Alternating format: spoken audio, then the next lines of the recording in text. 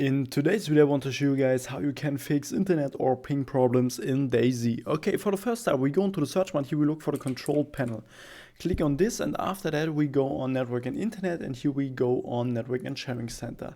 And then we see our connection. I'm connected with Ethernet right now, and now we go to change adapter settings. So, and when we are here, we do the following steps with our connection. Right click on it, and then disable the device. Wait like 1-2 minutes, and after that you can enable it again. This is to restart your Wi-Fi from your PC, and you also do this with your Wi-Fi router to restart your whole Wi-Fi. After that you can click on diagnose, and here you have many tips and tricks from Windows you can follow.